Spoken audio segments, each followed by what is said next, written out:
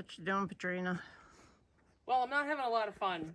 So, I don't know if this video is going to come out or if there's going to be another one before it, but a couple weeks ago, started having some battery issues, stuff not really working at night, tripping the solar, things that don't normally happen. Normally, we live like normal people, and it got real fast, to the point where we realized we needed 8 new batteries.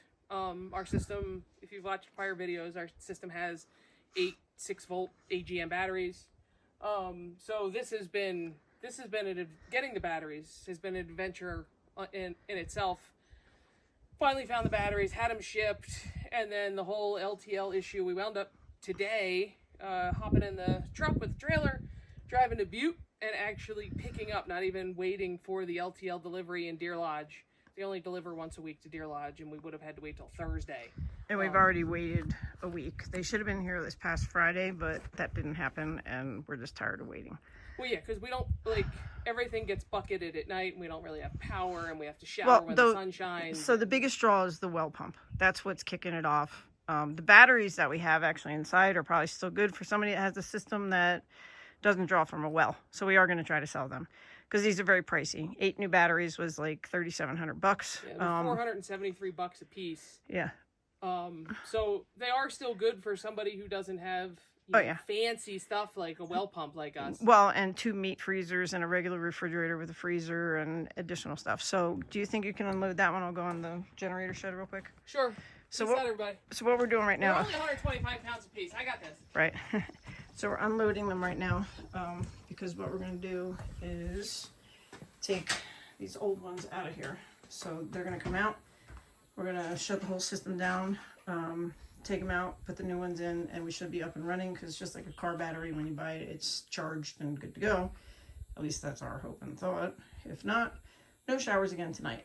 But these charged up today while we were gone, and they're full right now.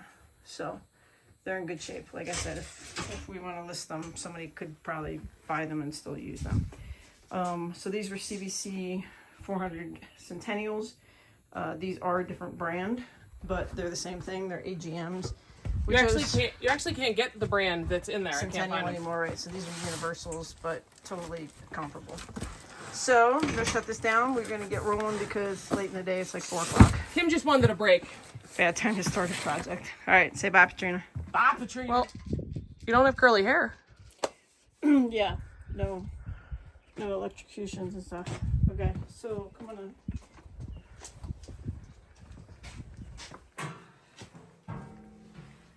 All right, so what we did is we shut our whole system down. Everything. Boom, boom.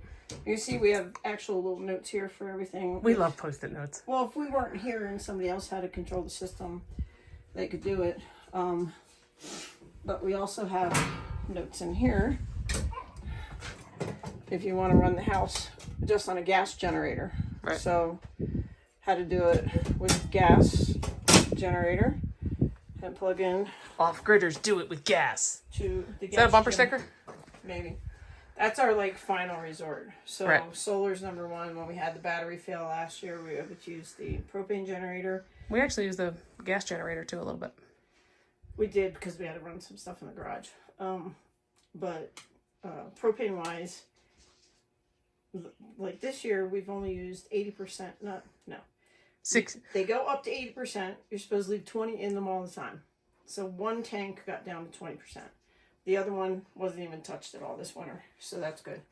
But, so back up to back up to back up, right?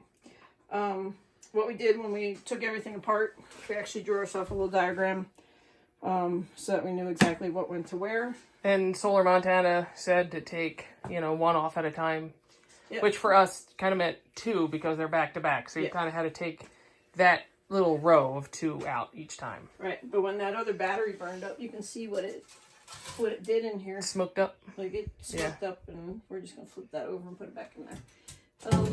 So anyway, so when you buy a car battery, I don't know if they are at 75%, and then because you turn the key and the alternator runs, it actually charges it then, but these were only at 75%. It's late in the day. We're probably not going to get charged. It's 5:46. So in the last couple of minutes, it actually hasn't been long since I fired the system back up. We went from 75.0 to 75.3. Yeah. So we have power again. Right. We are charging.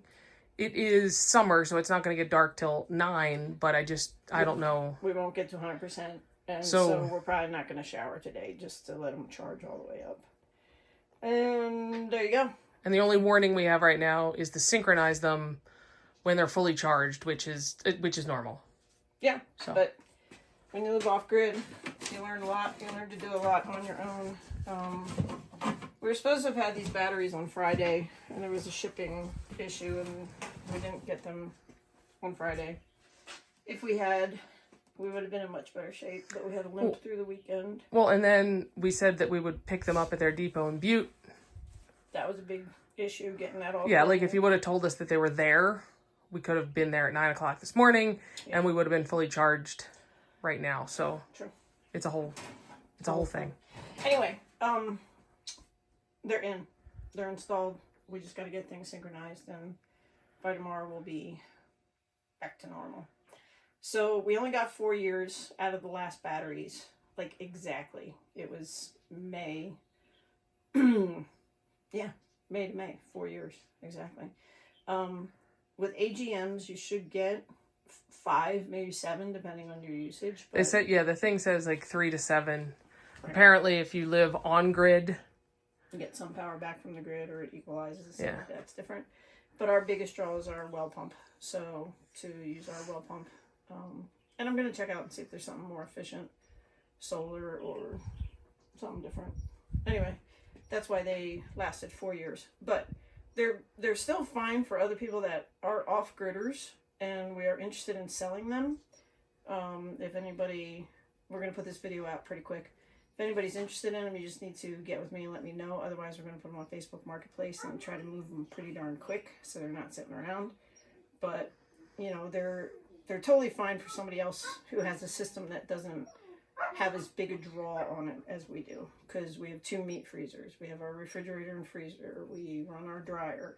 You know, we try and live just like a normal life. Yeah, we have TV, our lights, all the things. So we just went through them a little quicker. You know, the other option would have been AGM or lithiums. But then it was wiring upgrades and a couple different things we would have to do. It's not just an even swap. We couldn't have done this. Solar company would have had to come out and upgrade our wiring. And to do float batteries, which have to be maintained then and can off-put gases and stuff, the price really wasn't much different. And the longevity of them really isn't much different. So we just went with the maintenance-free closed battery. Like I said, we've only ever had that one issue. Hopefully we never have that again. So we're done. It's dinner time. I'm hungry. Okay. And you're rambling now, so wrap it up. I'm tired. All right, peace out from the homestead. See you. Bye.